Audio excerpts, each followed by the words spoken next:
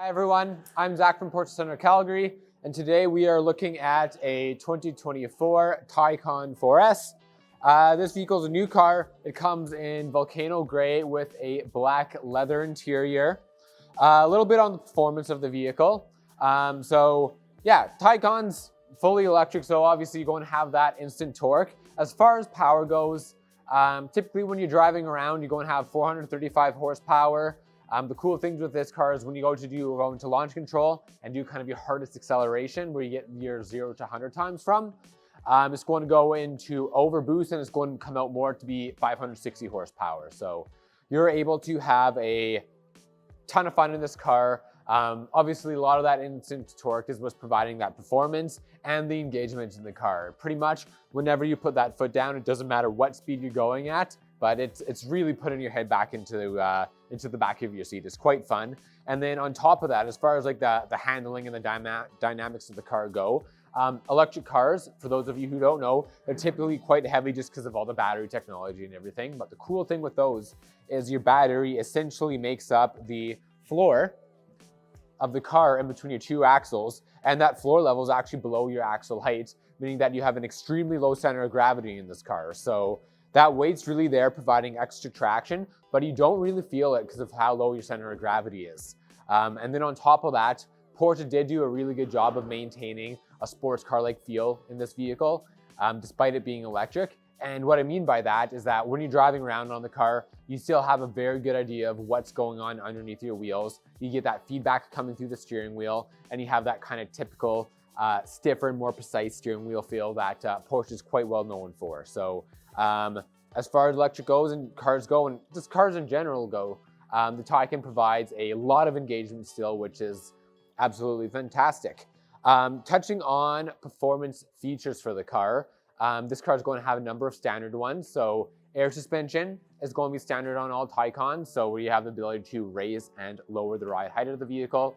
It also tends to be the suspension that provides a little bit more of a kind of softer, more comfortable ride feel.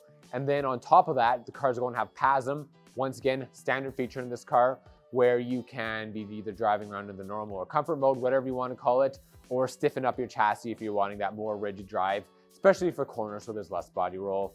And like I said, that's just lending itself to that kind of engaging drive I've been talking about with this car. On top of that, 21-inch RS Spider wheels. You can actually see how cool these look. They've got for one, there are Spider wheels typically what are associated with the GTS model. These are the design wheels, so they're not all black like they would be on a GTS, but I really like them because you got the chrome plating on the front of them that really makes that wheel design pop. And especially on this car, it contrasts super nicely with that Volcano gray exterior because it's nice and dark, and it matches very nicely to your window trim. And if you look at the back of the car, it's going to have the chrome Taycan badging as well. Looks fantastic.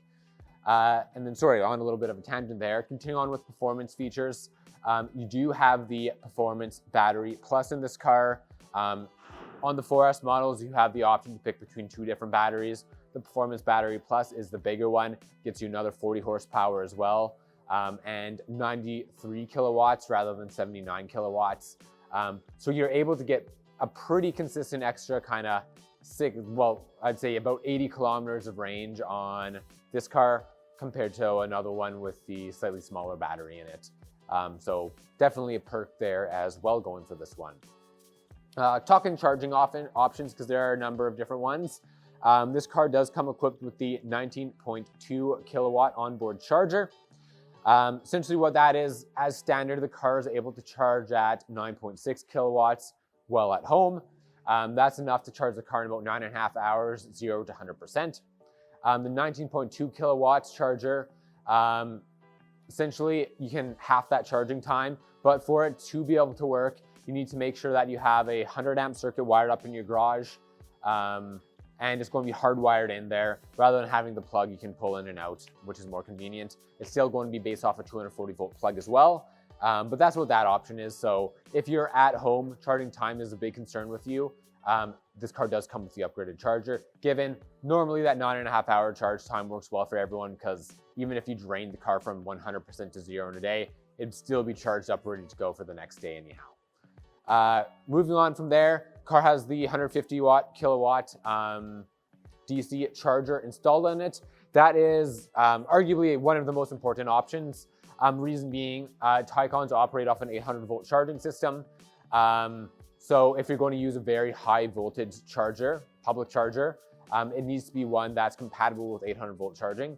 Right now, that's only the 370 kilowatt Electrify Canada stations. I mean, they do have some varying kilowatts there as well. They have some 150 kilowatt ones too that would work. But if you're wanting to like charge up on like a Petro-Canada 150 kilowatt charging station, a PlugShare one, those all operate off a 400 volt system, and it only works with this car if you have that 150 kilowatt charger in it, which this one does. So you're all set, ready to go there. And then last, as far as specific charging options go in this car, you have the Mobile Charger Connect. That's the upgraded charger. The charging rate is the same. We're talking about the one that you use at home and plug into your garage. But it gives you a touchscreen that you can connect to a Wi-Fi network. That way, if there's any software updates, you have a energy manager at home, anything like that, you can much more kind of easily integrate that into your household. It also gives you the longer 7.5 meter charging cable, so tons of charging cable if you have to go across the whole garage. And yeah, very important, because if you have the shorter charging cable, you can't upgrade without going to this charger. So you're already going to have it in this car, which is generally what we recommend when you're building a car anyways, if you're going that route. Moving on from charging options, this car is going to have both your Premium Plus package and the Technology package in it, meaning that you're going to have really a whole host of features. So all the common ones you're typically after will be included in there. So heated seats, ventilated seats, your 14-way memory seats, Bose sound system. You're going to have your blind spot warnings, features like adaptive cruise control, surround view cameras that give you that aerial view or 360 view around the car. So like I said, all those kind of typical features most people are after. Auto dimming mirrors, for example. Kind of the list goes on and on. Ambient lighting, lots that you can list on it. Besides those two packages though, there'll be a number of other options. So you're going to have your Porsche Matrix PDLS Plus headlights. These are going to be the headlights that, for one, they're the Matrix ones, so they're made up of something I think is 104 individual LEDs on each headlight.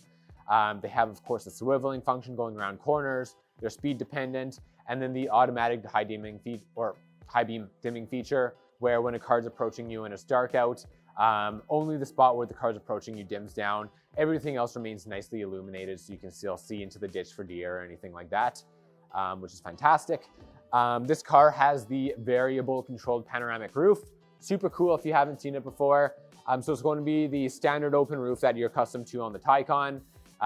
All glass, you can see through it all the time. It blocks out 97% of UV rays. So even though it's open all the time, it doesn't really heat up the car, and you don't really have to worry about getting sunburnt or anything with it. But the cool thing with the variable control is that there's like a digital shutter, and you can essentially drag your finger on the touchscreen to dim down the lighting. You can select like a matte tint to go over it, or you can select certain squares, so you can make a pattern in the roof. It's pretty neat, especially when you see it in person.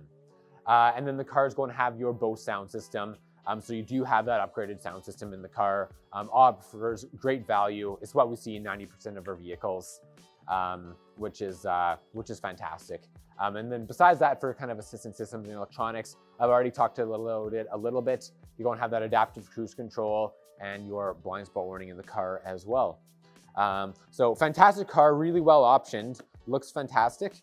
If you do have any questions, don't hesitate to reach out to us. We're always happy to answer, whether it's just comment on our YouTube page or you wanting to come in and see the vehicle in person, which is something I always recommend you do. It's much better seeing them in person, sitting in the cars, getting them tested out, especially if you're new to the electric vehicle market as well. Lots of learning you can do just regarding charging and some other features there, which we're more than happy to help with and assist with. But thanks so much for watching, everyone. Have a fantastic day, and we'll see you next time.